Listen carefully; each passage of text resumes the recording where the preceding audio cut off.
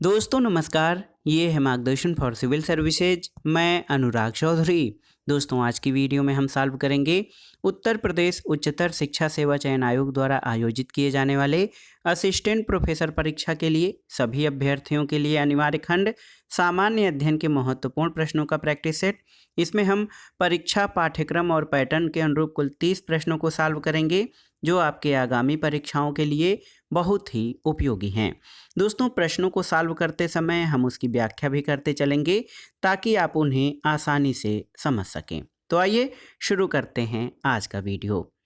दोस्तों आज के प्रैक्टिस सेट का पहला प्रश्न है कि नेटवर्किंग शब्दावली में हैंड शेकिंग का तात्पर्य क्या है। ऑप्शन है कंप्यूटरों को एक हब से जोड़ना, डिस्ट्रीब्यूटेड नेटवर्क्स, ईमेल भेजना या इनमें से कोई नहीं। तो सही उत्तर क्या हो जाएगा। दोस्तों नेटवर्किंग शब्दावली में हैंड शेकिंग का तात्पर्य इनमें से कोई नहीं है। क्यों? तो दोस्तों आप जान लीजिए कि सूचना प्रौद्योगिकी में दूरसंचार और उससे जुड़े हुए क्षेत्रों के संदर्भ में दो या अधिक कंप्यूटरों के मध्य संचार माध्यम या जो कम्युनिकेशन मीडियम होता है उसके द्वारा संचार आरंभ होने से पूर्व संचार के मानकों यानी स्टैंडर्ड को तय करने की जो स्वचालित प्रक्रिया या ऑटोमेटेड प्रोसेस होता है इसको हैंड शेकिंग कहा जाता है। तो हैंड शेकिंग क्या है दोस्तों? दूर संचार और उससे संबद्ध क्षेत्रों के संदर्भ में दो या दो से अधिक कंप्यूटरों के मध्य संचार माध्यम द्वारा संचार आरंभ होने से पूर्व संचार के मानक यानी स्टैंडर्ड तय करने की स्वचालित प्रक्रिया को हैंड शेकिंग कहते हैं। अगला प्रश्न है दोस्तों 2022 का अंतर्राष्ट्रीय बुकर पुरस्कार किसे प्रदान किया गया है। तो आप जानते हैं हिंदी की प्रसिद्ध लेखिका गीतांजलि श्री को। दोस्तों हिंदी की प्रसिद्ध लेखिका गीतांजलि श्री को अपनी पुस्तक टॉम्ब ऑफ सैंड यानी रेत समाधि के लिए वर्ष 2022 का अंतर्राष्ट्रीय बुकर पुरस्कार दिया गया है और ये किसी भी भारतीय भाषा की पहली पुस्तक है जिसे ये पुरस्कार मिला है। अगला प्रश्न है थॉमस कप 2022 का विजेता कौन सा देश है, आपको बताना है। तो ऑप्शन देखिए इंडोनेशिया, डेनमार्क, भारत या मलेशिया। तो सही उत्तर है थॉमस कप 2022 का विजेता भारत है। आप जान लीजिए दोस्तों थॉमस कप 2022 में भारत ने फाइनल में इंडोनेशिया को 3-0 देखिए भारत ने इंडोनेशिया को 3-0 से हराया और अपना पहला थॉमस कप खिताब जीता है। और आप जान लीजिए थॉमस कप एक अंतर्राष्ट्रीय बैडमिंटन प्रतियोगिता है और इसकी शुरुआत 1948 यानी 1948 में हुई थी। अगला प्रश्न है निम्नलिखित में से कौन सा एक विश्व का विशालतम पारिस्थितिकी तंत्र है। आपको बताना है कौन जो है विश्व का विशालतम पारिस्थितिकी तंत्र है। समुद्र, घास के मैदान, वन या फिर पर्वत। तो सही उत्तर है समुद्र, ऑप्शन ए।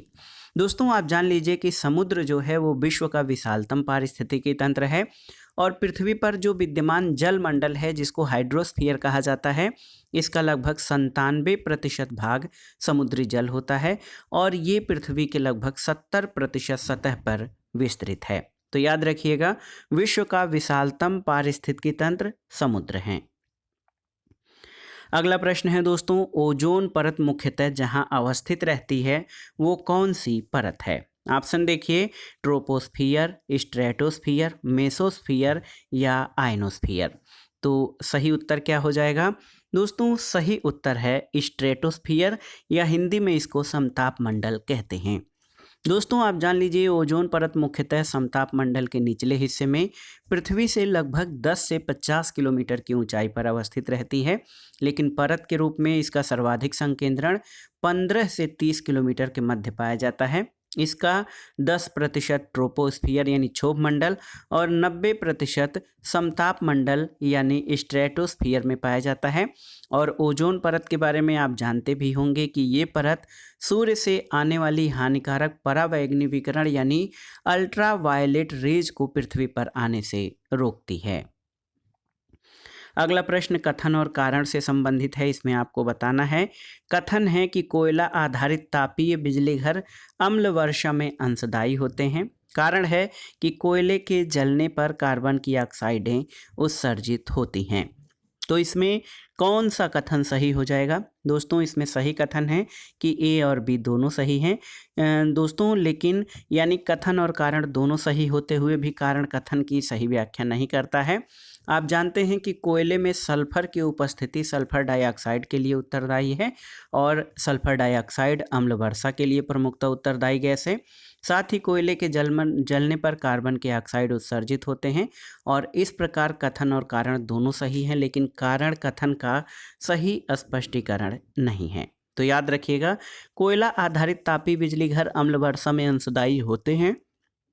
कारण इसलिए गलत है क्योंकि यहाँ पर कोयले के जलने पर कार्बन के ऑक्साइडें बताया गया है, लेकिन कोयला आधारित तापीय विद्युत जो होता है वो सल्फर डाइऑक्साइड भी उत्सर्जित करते हैं और सल्फर डाइऑक्साइड जो है वायुमंडल में जल से अभिक्रिया करके सल्फ्यूरिक एसिड जो कि अम्ल वर्षा के रूप में पृथ्वी पर गिरता है। यहाँ पर दिया है कि कार्बन के ऑक्साइडें उत्सर्जित होती हैं, इसलिए कारण आपका सही नहीं होगा। अगला प्रश्न है दोस्तों, WWF यानी वर्ल्ड वाइल्ड लाइफ फंड का प्रतीक कौन सा जानवर है? तो सही उत्तर है वर्ल्ड वाइल्ड लाइफ फंड ने 1961 में अपनी स्थापना से ही संगठन के प्रतीक चिन्ह के रूप में जॉइंट पांडा, देखिए ऑप्शन बी आपका सही उत्तर है। WWF का जो प्रतीक चिन्ह है जॉइंट पांडा है और इसका वैज्ञानिक नाम दोस्तों औरालोपोडा मेलानोकिया है और इसका निवास स्थान मुख्यतः शीतोष्ण चौड़ी पत्ती वाले मिश्रित वनों में मिलता है और वर्तमान में विश्व भर में इनकी संख्या लगभग 1600 है। अगला प्रश्न है दोस्तों, भारत में स्थापित पहला राष्ट्रीय उद्यान कौन सा है? तो आप बताइए, ऑप्शन आपके सामने हैं। कौन सा भारत का पहला राष्ट्रीय उद्यान है? तो सही उत्तर है जिम कॉर्बेट राष्ट्रीय उद्यान। आप जान लीजिए दोस्तों, जिम कॉर्बेट राष्ट्रीय उद्यान जो है ये भारत में स्थापित पहला राष्ट्रीय उद्यान है और इसकी स्थापना कब हुई थी? तो दोस्तों याद रखिएगा 1936 में। दोस्तों जिम कॉर्बेट नेशनल पार्क की स्थापना 1936 में हैली नेशनल पार्क के रूप में हुई थी और ये उत्तराखंड के नैनीताल जिले में स्थित है। यहाँ पर 1973 में सबसे पहले प्रोजेक्ट टाइगर की शुरुआत हुई थी। अगला प्रश्न है दोस्तों, नैनार कौन थे? शैव, शाक्त, वैष्णव या सूर्योपासक? तो सही उत्तर है शैव। दोस्तों आप जान लीजिए कि पूर्व मध्यकाल में भक्ति भावना का प्रचार प्रसार मुख्यतः दक्षिण भारत में तमिल भाषी क्षेत्र में हुआ था और तमिल भाषी क्षेत्र में भक्ति भावना को लोकप्रिय बनाने में दो संप्रदायों की महत्वपूर्ण भूमिका रही। इनमें जो भगवान शिव के उपासक थे उनको नैनार कहा गया और जो भगवान विष्णु के उपासक थे उनको अलवार कहा गया था। और आप जान लीजिए कि इन भक्तों ने ईश्वर के प्रति व्यक्तिगत प्रेम और समर्पण से मोक्ष प्राप्ति का मार्ग बताया और जाति प्रथा और इसकी कठोरता का विरोध किया था। अगला प्रश्न है, भारतीय राष्ट्रीय कांग्रेस में सूरत की फूट हुई थी कब? तो कब हुई थी आप जान लीजिए 1907 में। ऑप्शन सी आपका सही उत्तर है। सूरत की फूट दोस्तों भारतीय राष्ट्रीय कांग्रेस में 1907 में हुई थी। इसमें कांग्रेस नरमपंथी और गरमपंथी दो अलग अलग गुटों में विभाजित हो गई थी और ये प्रश्न बहुत ही महत्वपूर्ण है। हम बताना चाह रहे हैं दोस्तों कि भारतीय राष्ट्रीय कांग्रेस में जो ये अधिवेशन हुआ था ये सूरत के ताप्ती नदी के किनारे हुआ था और सूरत के विभाजन में गरम दल का नेतृत्व बाल गंगाधर तिलक ने किया था। अगला प्रश्न है दोस्तों, भारतीय राष्ट्रीय कांग्रेस के निम्नलिखित अधिवेशनों में से किस एक की अध्यक्षता जवाहरलाल नेहरू ने सर्वप्रथम की थी? लाहौर अधिवेशन 1929, कलकत्ता अधिवेशन 1928, लखनऊ अधिवेशन 1936 या रामगढ़ अधिवेशन 1940? तो सही उत्तर है लाहौर कांग्रेस अधिवेशन 1929। आप जान लीजिए दोस्तों कि सबसे पहले लाहौर अधिवेशन 1929 की अध्यक्षता जवाहरलाल नेहरू ने की थी और लाहौर अधिवेशन बहुत ही महत्वपूर्ण है क्योंकि इसी अधिवेशन में पूर्ण स्वराज्य का प्रस्ताव पारित किया गया था और 26 जनवरी को स्वतंत्रता दिवस मनाने का निश्चय किया गया था। अगला प्रश्न है दोस्तों, चंद्र ग्रहण कब होता है आपको बताना है। तो आप जान लीजिए चंद्र ग्रहण कब होता है। तो आप सबसे पहले व्याख्या जान लेते हैं चंद्र ग्रहण की। दोस्तों जब सूर्य और चंद्रमा के बीच पृथ्वी आती है तो जो सूर्य का प्रकाश है वो चंद्रमा पर नहीं पड़ता। चूँकि ग्रह और उपग्रहों का अपना कोई प्रकाश नहीं है, ये केवल सूर्य के प्रकाश से ही प्रकाशित होते हैं, इसलिए चंद्रमा पर सूर्य का प्रकाश न पड़ने के कारण ही चंद्र ग्रहण होता है। और चंद्र ग्रहण का प्रकार और उसकी लंबाई चंद्रमा की सापेक्षिक स्थिति और उसके कक्षीय पथ पर निर्भर करती है। दोस्तों, ये जानना जरूरी है कि चंद्र ग्रहण हमेशा पूर्णिमा को होता है। तो सही उत्तर है जब पृथ्वी सूर्य और चंद्रमा के बीच आ जाती है तब चंद्र ग्रहण होता है। अगला प्रश्न है दोस्तों, भारत के संदर्भ में डीडवाना, कुचामन, सरगोल और खाटू किसके नाम हैं? तो ये लवण झीलों के नाम हैं। आप जान लीजिए, सांभर, डीडवाना, खाटू, डेगाना, कुचामन, सरगोल, ये राजस्थान की प्रसिद्ध लवणीय झीलें हैं। अगला प्रश्न दोस्तों राज्य व्यवस्था से संबंधित है कि भारतीय संविधान का कौन सा अनुच्छेद बच्चों के शोषण के विरुद्ध मौलिक अधिकार से संबंधित है? अनुच्छेद 17, अनुच्छेद 19, अनुच्छेद 23 या अनुच्छेद 24? तो सही उत्तर क्या है? अनुच्छेद 24, ऑप्शन डी। दोस्तों, संविधान के अनुच्छेद 24 के अनुसार 14 वर्ष से कम आयु के किसी बालक को किसी कारखाने या खान में काम करने के लिए नियोजित नहीं किया जाएगा या अन्य किसी परिसंकट में नियोजन में नहीं लगाया जाएगा। अगला प्रश्न है दोस्तों, देखिए, भारत के अटॉर्नी जनरल या महान्यायवादी के बारे में पूछा गया है कि निम्नलिखित कथनों पर विचार कीजिए, वो भारत के राष्ट्रपति द्वारा नियुक्त किया जाता है। ये देखिए बहुत ही महत्वपूर्ण प्रश्न है अटॉर्नी जनरल के संबंध में। तो अटॉर्नी जनरल या महान्यायवादी भारत के जो है राष्ट्रपति के द्वारा नियुक्त किया जाता है, बिल्कुल सही है। उसमें वही योग्यताएं होनी चाहिए जो सर्वोच्च न्यायालय के न्यायाधीश की होती हैं, तो बिल्कुल सही है। और वह संसद के किसी भी एक सदन का सदस्य होना चाहिए, सही नहीं है। और चौथा कथन है कि संसद द्वारा महाभियोग लगाकर उसे हटाया जा सकता है, तो ये भी सही नहीं है। तो यहाँ पर सही क्या हो जाएगा? 1 और 2, ऑप्शन ए आपका सही हो जाएगा दोस्तों। प्रश्न संख्या 15 का सही उत्तर ऑप्शन ए हो जाएगा। 1 और 2 आपके सही हैं। अगला प्रश्न है कि संघ लोक सेवा आयोग यानी यूपीएससी राज्य की आवश्यकताओं की पूर्ति के लिए सहमत हो सकता है किस मुद्दे पर? तो सही उत्तर हो जाएगा राज्यपाल की मांग और राष्ट्रपति की संस्तुति पर संघ लोक सेवा आयोग राज्य की आवश्यकताओं की पूर्ति के लिए सहमत हो सकता है। और आप जान लीजिए, संविधान के अनुच्छेद 315(4) के अनुसार यदि किसी राज्य का राज्यपाल संघ लोक सेवा आयोग से ऐसा करने का अनुरोध करता है तो वो राष्ट्रपति के अनुमोदन से उस राज्य की सभी या किन्हीं आवश्यकताओं की पूर्ति के लिए सहमत हो सकेगा। अगला प्रश्न है दोस्तों, भारत में सबसे महत्वपूर्ण लघु स्तर उद्योग कौन सा है? वस्त्र उद्योग, कागज उद्योग, हथकरघा उद्योग या जूट उद्योग? तो सही उत्तर क्या हो जाएगा दोस्तों? सही उत्तर हो जाएगा हैंडलूम यानी हथकरघा उद्योग। दोस्तों, भारत में सबसे महत्वपूर्ण लघु स्तर उद्योग हथकरघा उद्योग है, जिसके अंतर्गत मलमल, छींट, दरी, खादी आदि उद्यम शामिल हैं। और हथकरघा उद्योग असंगठित क्षेत्र के तहत आता है। चौथी हैंडलूम जनगणना 2019-20 के अनुसार हथकरघा में कुल 35.23 लाख लोग रोजगार में लगे हैं, जिनमें 30.54 लाख ग्रामीण क्षेत्र में और 4.69 लाख लोग शहरी क्षेत्र में हैं।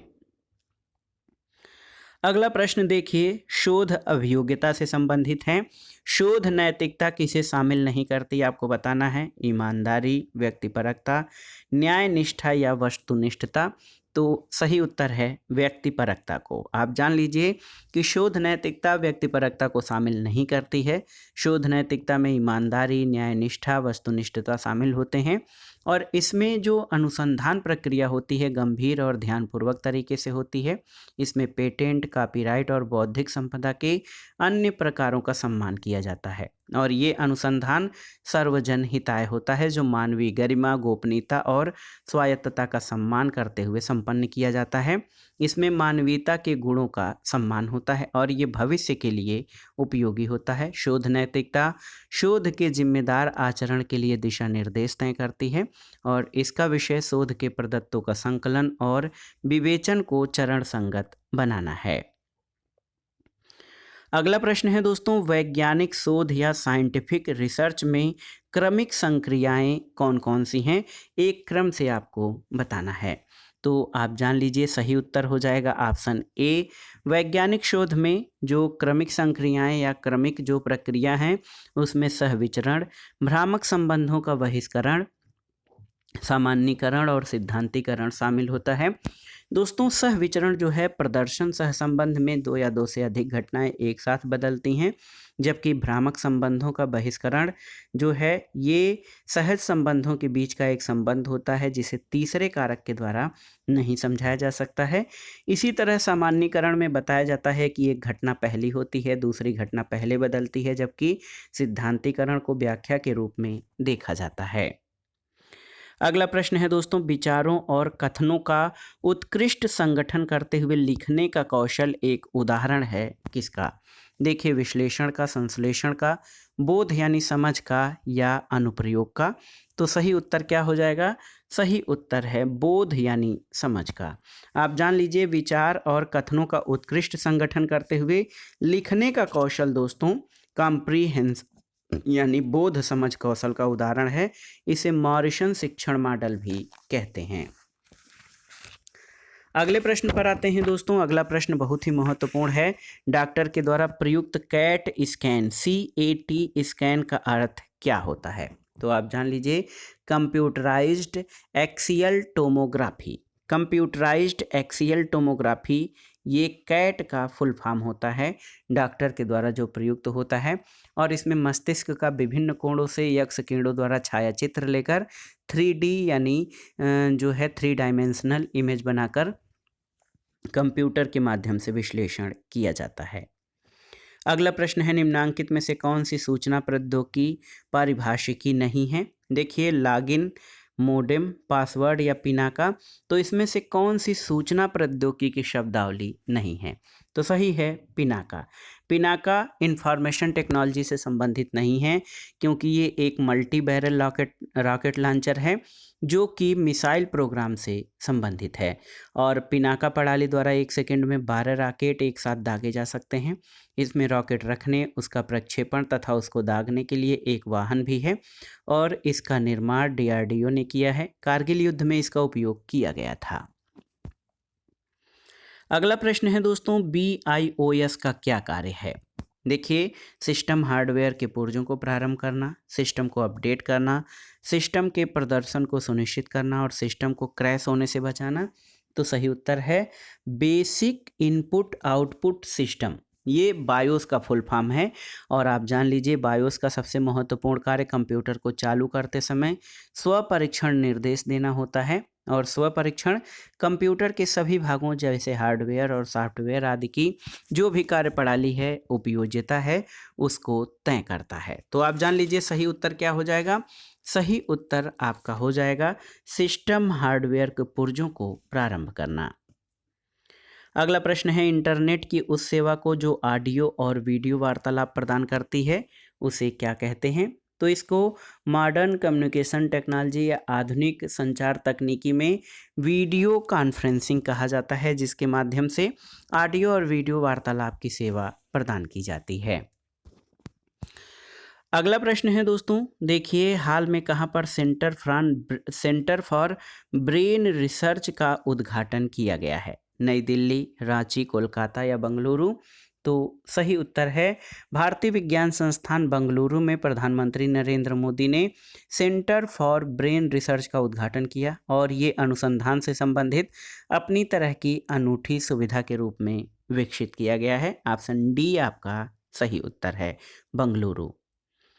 अगला प्रश्न है दोस्तों, जून 2022 में किस भारतीय प्रौद्योगिकी संस्थान यानी IIT के सहयोग से military college of telecommunication engineering Mhow में एक भारतीय 5G टेस्ट बेड स्थापित किया जाएगा?